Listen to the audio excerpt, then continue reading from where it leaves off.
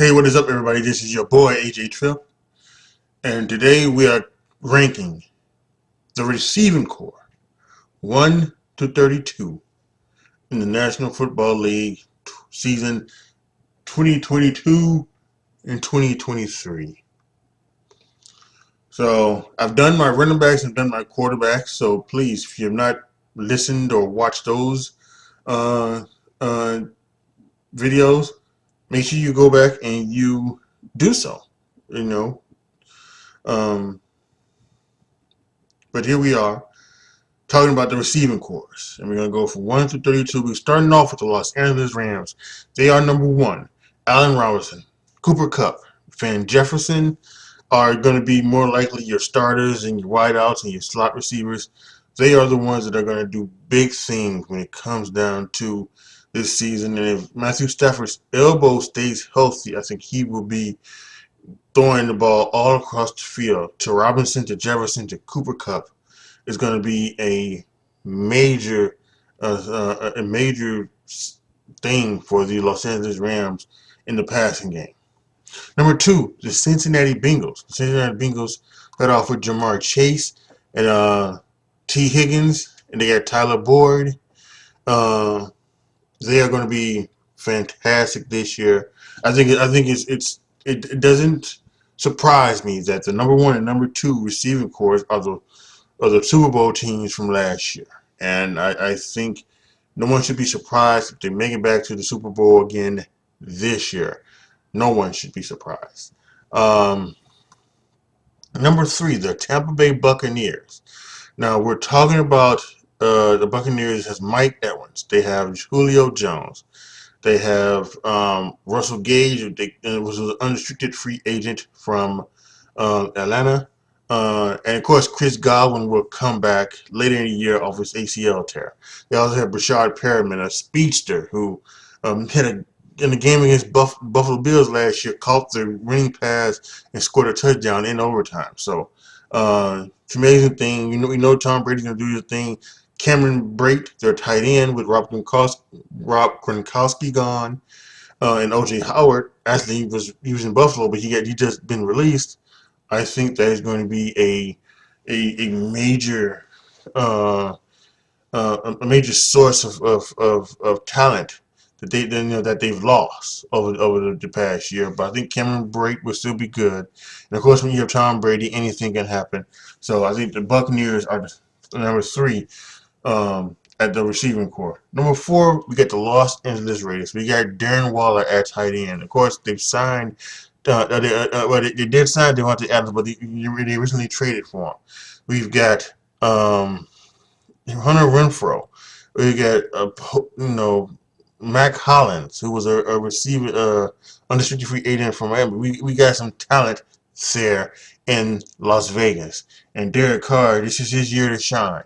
This is his year to do what you need to do to get his team to the Super Bowl. Um, and they should be focused on that offense. Josh Jacobs out of the backfield, I think, can catch some balls as well. But this receiving core is going to be fantastic.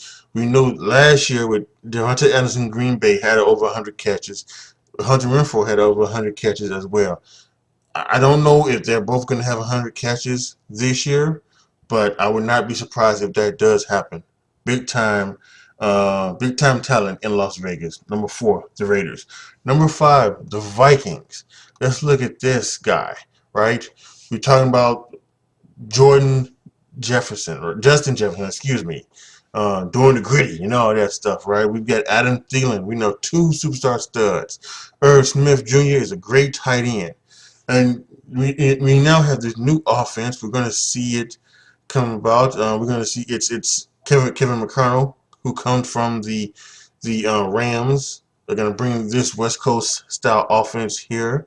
We'll see how that works. I think it's going to be perfect for Kirk Cousins, because he's been in a West Coast offense all along. This is just going to be a different type of West Coast offense. So I would expect the Vikings to have very good talent, and don't be surprised if they are the surprise division winner this year.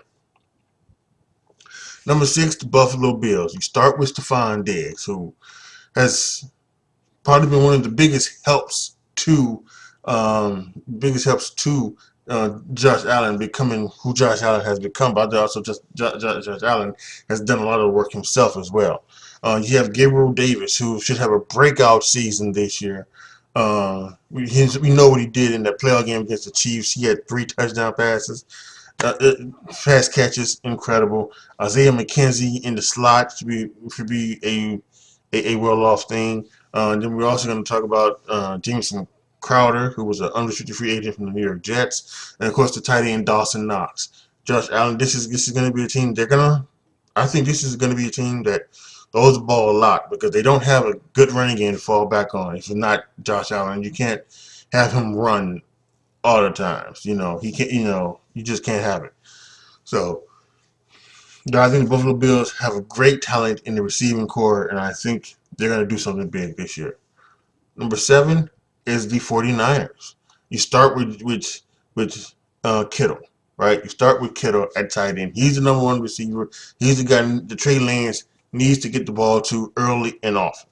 You got Deebo Samuel, who's a wide receiver, also a running back. He's going to be doing a lot of great things as well. Brendan Ayuk, a rookie from a couple years ago. I think he is great talent as well. So when you look at those three, and then you talk about all the running backs out of the backfield catching passes, things like that, I think Kyle Shanahan is going to, at the very least, make Trey Lance, you know, Jimmy Garoppolo. He's gonna turn him into Jimmy Garoppolo number 2.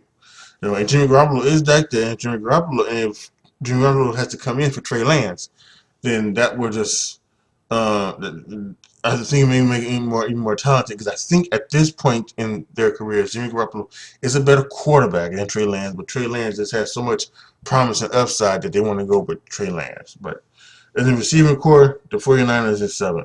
The Dallas Cowboys are 8. Um, and that's including some of the injuries that has happened, like to James Washington and things like that. Dalton Schultz is a tight end. C.D. Lamb on one side, Michael Gallup on the other side. Uh, they've got some like Noah Brown and Dylan Tolbert are in the receiving core as well. Um, so this is going to be very simple for Dak Prescott. I think a lot of people are wondering like why did you trade Amari Cooper, but I think that shows up the number one receiver spot for CeeDee Lamb to take over and Michael Gallup number 2. And then they did lose Cedric Wilson to Miami, and so like I mentioned, James Washington got injured, but I truly believe the Cowboys have a great receiving core. That's not counting out 2 running backs that can come out of the backfield and catch passes as well, Elliott and Pollard. So I think the Cowboys are. Um, I think if they can cut down the penalties, they are destined for a long run in the playoffs.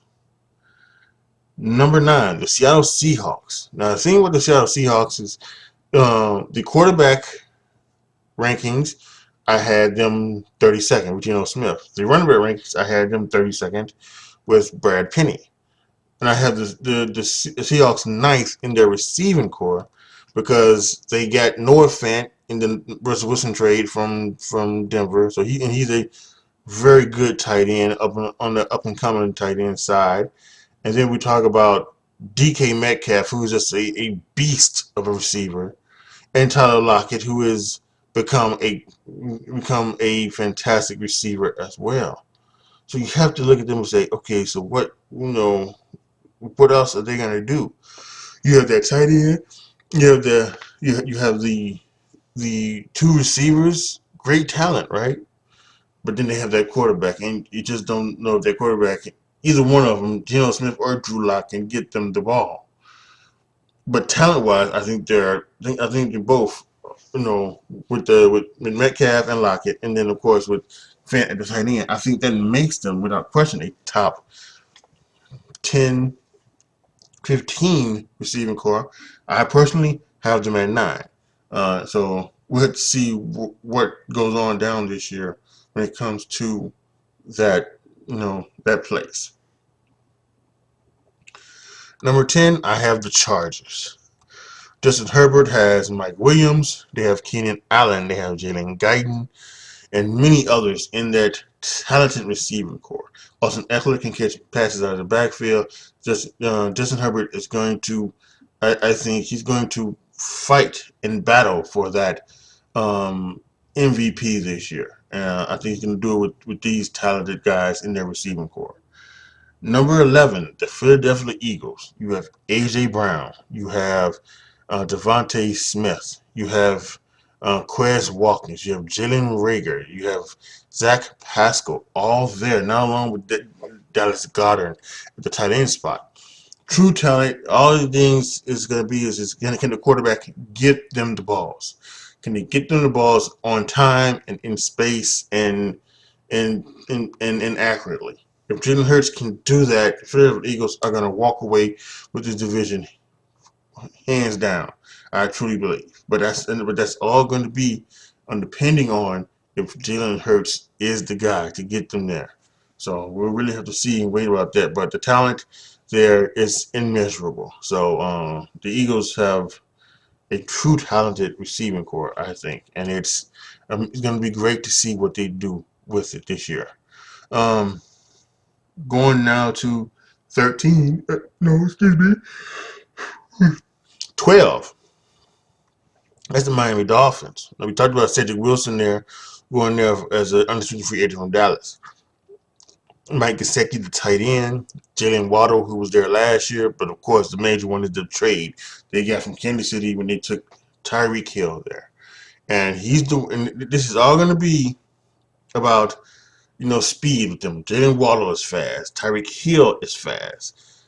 Cedric Wilson has twitch. I don't really know if they have a lot of big um, big body guys who can go up, jump up, and get the ball. But I do think they have speed guys. And again, if Tua is as accurate as Tyreek says, this should be fun to watch in Miami with all of their talent they have there. 13, the Kansas City Chiefs. We just talked about them losing Tyreek Hill. But they've signed Juju Smith-Schuster. They signed Marquez Valdes-Scantling.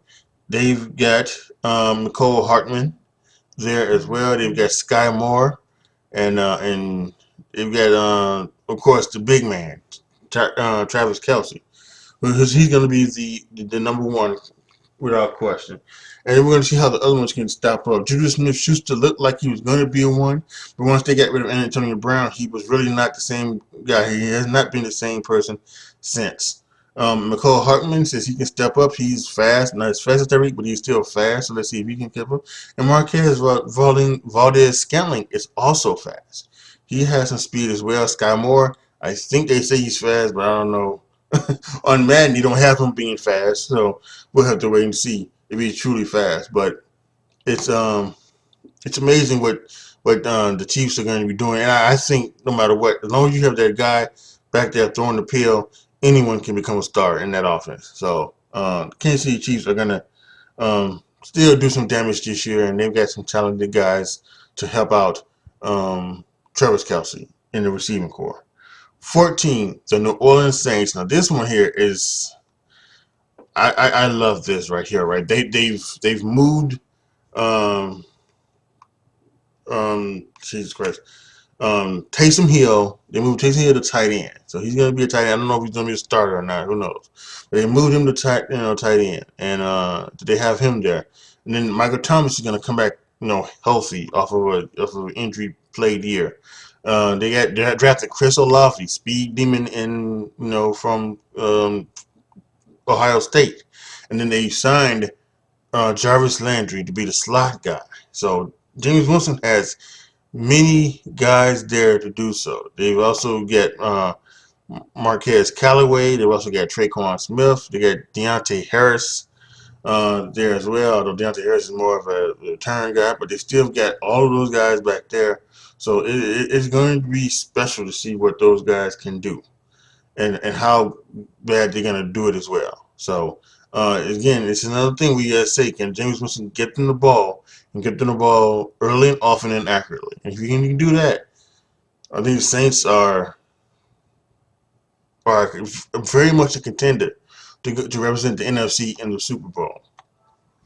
So, um,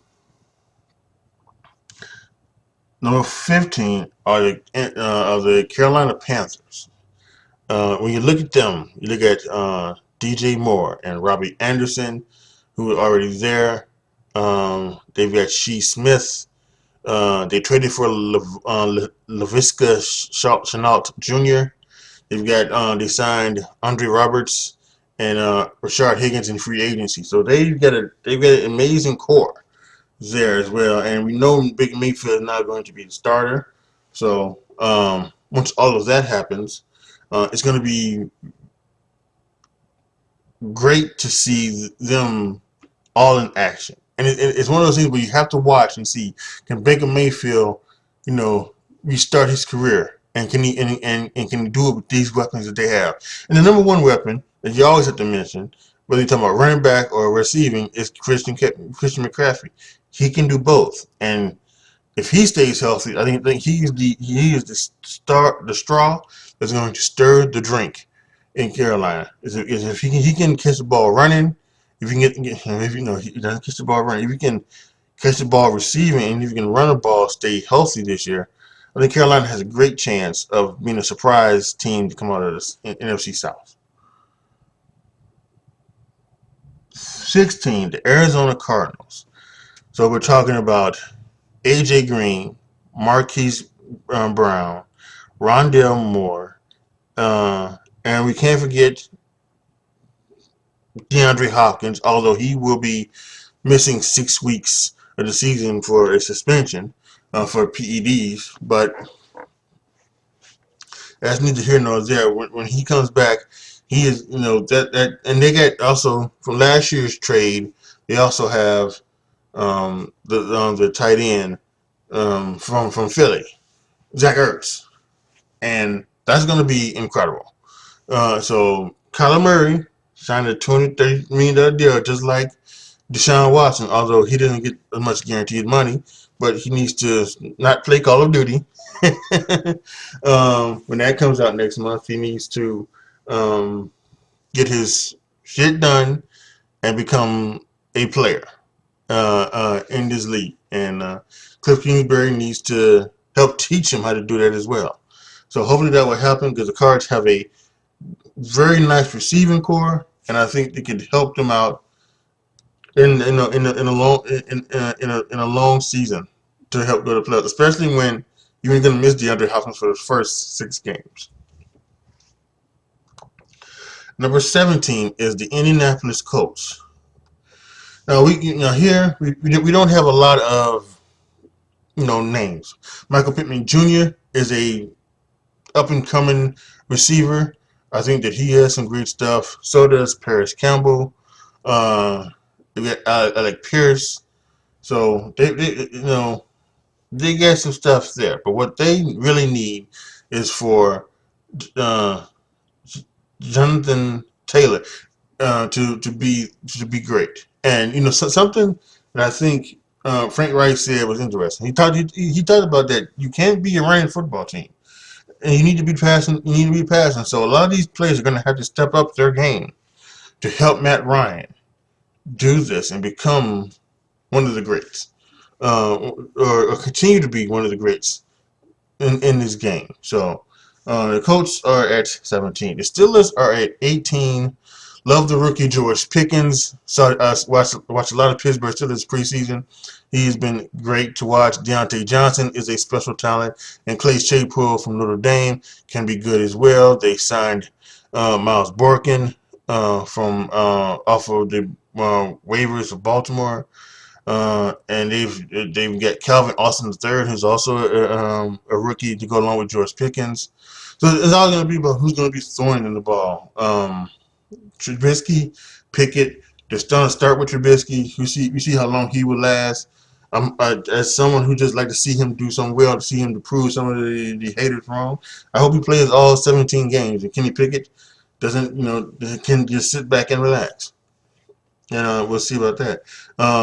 Mike Tomlin has never had a losing season in his career. He's had 8 seasons and things like that, but never one where he lost more than he won. Excuse me. So I'm looking forward to I'm looking forward to see what Steelers do this year. Travis Fryermuth as well, or is it Travis or I don't know who I don't know his first name, but I just call him Fryermuth, the tight end. He has a big job as well to be the safety outlet for either Trubisky or Pickett. So the Steelers are 17 or 18, excuse me. The Browns are 19. We talked about the trade from Amari Cooper to there, David Njoku, the tight end. Donovan Peoples-Jones is also there. Anthony Schwartz, the speed demon. He had a whole lot of trouble in preseason, apparently dropping 6 balls during the preseason. Thought maybe he would get cut, but he did not. So he's going to be big there. He's going to have to be a big part of that as well, of their team. So some good stuff for Jacoby Brissett to play with. And then when Deshaun Watson comes back, he should have some. It might be take a couple of times to get to know each other, but he should have some great stuff there as well. They had a couple of rookies as well with Michael Woods II and David Bell. So if those rookies can step up, help out Brissett and help out Watson when he comes back, and do what they brought Deshaun Watson there to do, to take them to a Super Bowl. We'll see if that can happen.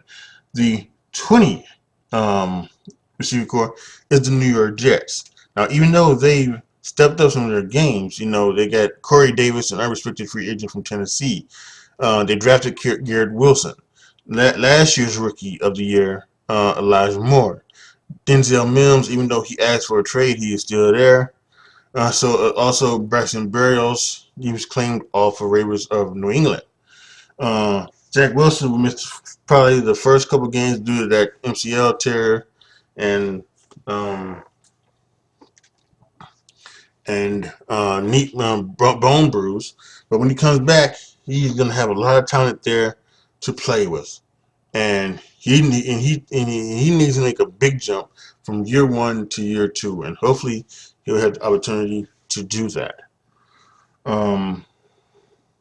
Number 21, the Tennessee Titans. You lose A.J. Brown there, right? But you replace him with Robert Woods. Now Robert Woods is coming off of a ACL tear himself. So I'm not sure he's going to start the season or not. But they drafted Treylon Burks in the first round. They've also got a guy there, Nick Westbrook Akine. So we'll see that. We'll see what it is. But we know what this is. We know what Tennessee is. Tennessee is a running team. So they're going to run the football and play good defense. Ryan Tannehill cannot make mistakes in the passing game. I don't think he will. He usually doesn't. That 3 interception game, 2 of those interceptions were not his fault. They were tip balls. You gotta say that. Just stop blaming it all on Ryan Tannehill. But if Henry is healthy, King Henry as he like to be called, I think he'll be healthy enough, maybe possibly he get close to another 2,000-yard season and to become one of the all-time greats that we've ever seen in the NFL history. And I think they can do something in the NFC South. I think their only competition is Indianapolis, but I think they'll be able to try and do something. So we'll see about that. 22, the Denver Broncos. Their receiver, they lost Tim Patrick to a knee injury, so that's going to be a deflating thing for them to talk about. But they still have Cortland Sutton, who is there. They've got Jerry Jeudy, who's also there. 2 rookies, Montreal Washington, Jalen Virgil. They've got KJ Hamler as well as a slot guy. Again, they traded Noah Fant, their tight end, but I think their tight end position can still be working as well. Russell Wilson is one of those guys that I think can make players, can make receivers into big time players. And I think he'll help them do that. I think because of that, Jerry Jeudy will have a breakout year. I think Cortland Sutton will be one as well. But I have the Denver Broncos. I need to see it first. That's why I have the Denver Broncos at 22. 23, I have the Atlanta Falcons. We know about Kyle Pitts, the big star tight end from last year. They drafted Drake London this year. He's going to be another one that can get up and get it type of player. I think that's going to be very awesome to see. You got some other guys there. Brian Edwards in a trade from Las Vegas, and they signed Demir Bird, the speed demon from Chicago. Cordero Patterson will catch passes as well, not only from coming out of the backfield, but from lining up in under the slot positions. And it looks like they're going to go with Marcus Mariota. And let's see if Marcus Mariota can get his career back on track. If not, I think we're going to see Desmond Ridder at some point in the season as well, and we'll see if he's their future quarterback. But they have some talent there, but you really need some other pieces. I think more pieces, and that may come next year and during next year's draft. 24, the Washington Commanders. Other than Terry McLaurin, I don't see a lot here. Jahan Dotson, the rookie receiver they drafted this year, I think can make some difference. I think Curtis Samuel, coming from Carolina, can do something as well. But right now, the only thing they have right now is Terry McLaurin, and I don't know if that's enough for Carson Wentz to do any type of damage in this National Football Conference Eastern Division. But we'll see. Surprise, surprise. Some things can happen, and we can have some breakout players. And if that does happen, then good on them. But I just don't see it at this point in time. That's why I have the Commanders at 24. 25, I have the Baltimore Ravens. Rashad Bateman is the guy they drafted last year. They need to step up. Devin Duvernay, a couple years ago, quarterback. They have James Proch III as well. Demarcus Robinson, they just re-signed off of this year. And Tylan Wallace. They have Mark Andrews at the tight end position, and he's a really good one. He's a top echelon tight end. But it's going to be the receivers to try to get open for Lamar Jackson, or at the very least, it's going to be up to Lamar Jackson to throw them open, or something like that. So it's I just don't know. And I had Lamar Jackson 13 in my quarterback rankings, and a lot of people think that he's a top quarterback, but I don't think he's a top 10 quarterback. But I don't think so. I think a top 10 quarterback helps players become better, and I don't know if he would help these guys become better. I really don't. That's why I have him at 13, and so we'll see. Steve Young said something a couple of weeks ago that was very interesting, that the Ravens are not helping Lamar Jackson by doing all of these things with the the run pass options and the designed runs and things like that. They're not helping them. They're not putting them in an offense that helps them become more consistent in the passing game. And I agree with that. I do. I agree with that. I also agree that Lamar Jackson may just not be as good as some people want him to be, and that could be for a myriad of reasons. But I think he's just not. He's just not there yet. He had an MVP season. Give him all that credit. He did it, but he has regressed. That's something we have to say. He has regressed, and the receiving core is average at best. With the top tier tight end, but I just don't know about the Baltimore Ravens. So yeah, I also had the Baltimore Ravens at 25. 26, I have the Detroit Lions. Amon-Ra St. Brown was a breakout star from last year. They've got Josh Reynolds came off Tennessee. They've got DJ Chalk, the free agent from Jacksonville. They've got Khalif Raymond, who is definitely a speedster. They've got Quintez Cephas, who has done some good as well. So we'll really have to wait and see. I think with DJ Chalk and Amon-Ra St. Brown, there could be something there. And it's going to be on Jared Goff. Apparently, Jared Goff had a great preseason, great training camp, and a pretty good preseason. So we'll see. See if he can step up his game and help these guys become even better than they already are. So yeah, but I have the Lions at 26. The Packers are at 27. We look at the Packers. Alan Lazard, Sammy Watkins, Randall Cobb, Christian Watson, Romeo Dobbs, Samari Toure, Amari Rogers. Those are the receivers that they have. Not alone, there's Robert Tunyon, who's coming off of a ACL tear himself. Uh, who knows if he'll actually be back for the start of the season. I haven't heard anything about that. But we heard a week or two ago, Rogers was getting upset that the receivers were not, you know, was not catching on and not doing the things that they were supposed to do. He didn't play in this preseason. Jordan Love played most of this preseason, if not all this preseason, with the starters and things like that. And he was having a hard time, Rogers. With the fact that Rogers came out and he was kind of upset that Jordan Love didn't look good this season, but it's because of the receivers. And there was some talk about should he have done that? Should he not have done that? Neither here nor there. That's what Aaron Rodgers is going to do. He can do that because he's earned that right. But his talent is less than he's going to have to show up and show out. Hopefully, some of these rookies are going to be able to do something for him, and some of these other guys as well with Lazard, Watkins, Randall Cobb, in the slot. So Amari Rogers from last year or a couple years ago. So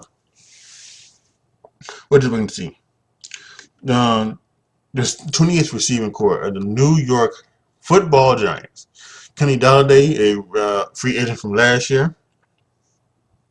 Kadarius Toney and Sterling Shepard, all guys who have not done what you thought they could have done, you know, so far in their career. Um, and that could be because of Daniel Jones. Daniel Jones not stepping up his game. But I also think that you also need to have some help to be if you're going to be a starting quarterback. And these guys really just didn't help last year. You thought Kenny Golladay may have coming from Detroit, being a pretty good receiver from Detroit. Last year he just didn't work out. So um, I'll have to wait and see what happens with the New York Giants. But they're 28.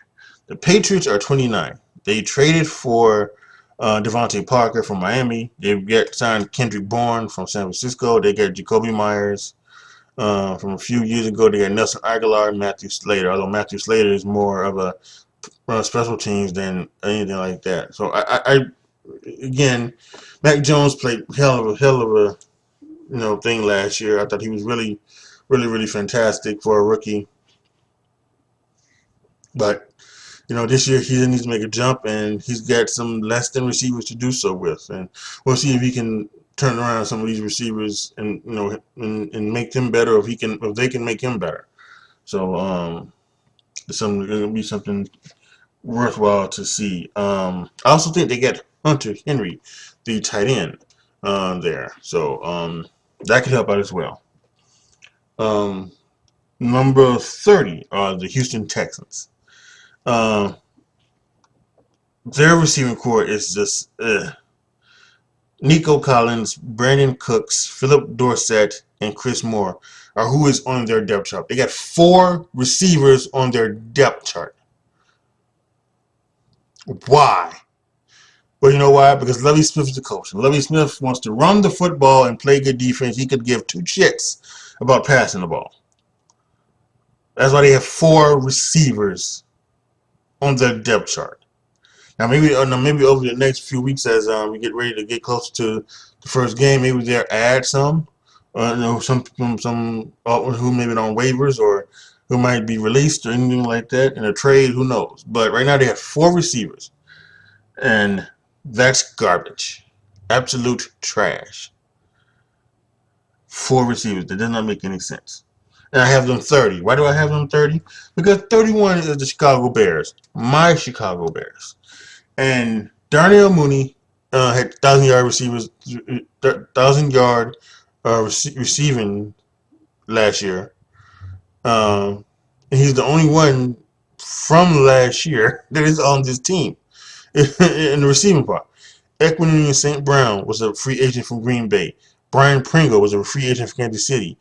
N'Keal Harry was a trade from New England. He is hurt. He's going to spend some time on the injured reserve They can be brought back. Dante Pettis was a free agent from New York Giants. Velus Jones was a receiver this year drafted. Tajay Sharp was a receiver from Atlanta in the free agent this year. So it's names that doesn't surprise you, that doesn't make you any make you any less, like what the hell you gonna do, right? And then of course you cover up their tight ends. Cole Kmet, the you know second round tight end from a couple years ago, who needs to get back on track. Hopefully this new offense and new thing will help him as well. And they only got two tight ends. They got two fullbacks. Like like fuck you need two fullbacks for? Why do you even need one fullback? I don't get it. I think we've come to the point to where fullbacks are not necessarily in this league, right? Because they're just not. And the fact that they have two fullbacks blows my fucking mind. And it's just here. And with Darnell Mooney, like your only true possible talent on in this receiving core, that's why they're less than the Texans. Even though the Texans have four fucking receivers. It's the Chicago Bears at 31. And 32 are the Jacksonville Jaguars. Now, I will say this. I think talent-wise, they might be more. Marvin Jones Jr., who came from Detroit a couple years ago. Zay Jones, a free agent from the Raiders. Christian Kirk signed a massive deal coming from the Arizona Cardinals this year. They've got Jamal Agnew, who is more of a return guy, but he is a punt returner, kick returner. He's there, and then they have some guy named Tim Jones that I've never even heard of, and I don't even know. I can't tell you which one of their ever tight ends there are. But I think with Doug Peterson there and his talent and his ability to be able to teach offense and teach quarterback play, uh, I think that they are going to be good. And I think you could see where some of these guys become real-time players, and particularly the guys who are going to be like your starters, your Marvin Jones, your Zay Jones, your Christian Kirks, right? These may be able to help uh, uh, Trevor Lawrence even more, and maybe he would be able to make them more of a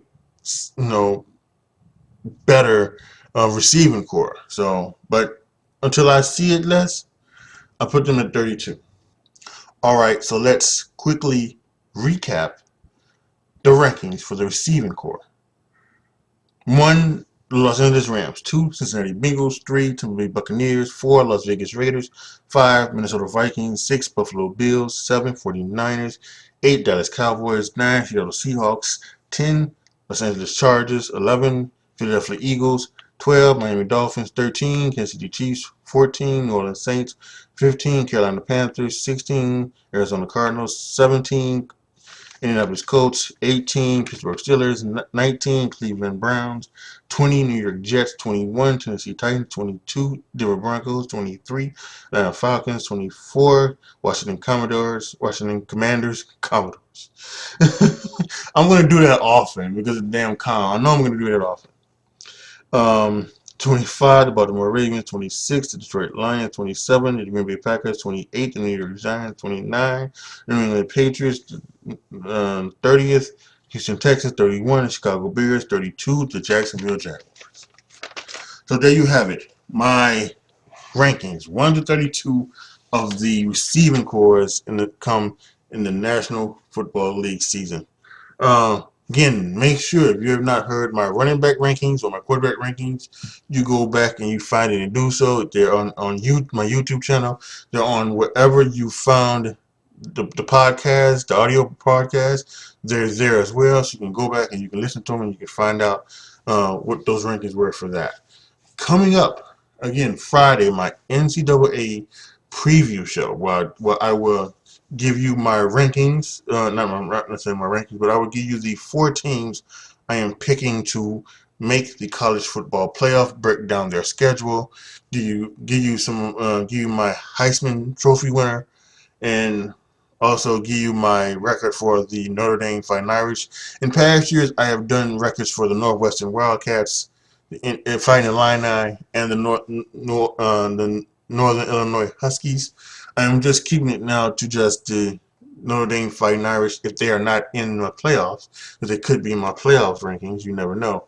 But I'm gonna keep it just Notre Dame for now, because I think, well, you know me and you know how I feel about um, my teams. And anytime I do these preview shows, I always talk about my teams and my Bears and my Bulls and my Cubs and things like that. And the Notre Dame Fighting Irish is my team. Even though I root for the Illini and the Northwestern and Illinois, because I'm born and raised from Chicago, Illinois.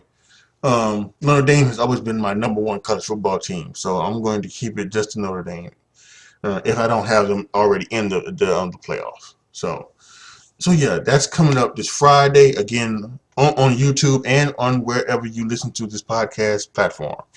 Um, there, and don't forget, next Wednesday I'm going to be doing the NFL. Oh, yeah, it's next Wednesday. The NFL preview show. Well, we'll give you my predictions for um, the teams, the division winners, playoffs, things like that. I use a website that is amazing to do so. So you're going to see all that next week. Again, on YouTube you'll see it, but on your podcast platforms you will hear it. But yeah, that will be next Wednesday. So yeah, guys, that is it. Thank you guys so much for listening. Once again, I appreciate it so much. Um, if you want to support your boy, you can always do it by going to anchor.fm/under show and doing the and signing up for a subscription. It's 3 levels. It's $9.99. It's $9.99. $4.49 is the minimum, and then there's also 99 cents per month. Or you can also go to patreon.com/AJTRIP. Once I hit a certain amount of patrons, you will be able to determine to what you want to see on my YouTube channel, what you want to hear on my podcast. I have another podcast, The Word According to Me, so it'll be over there.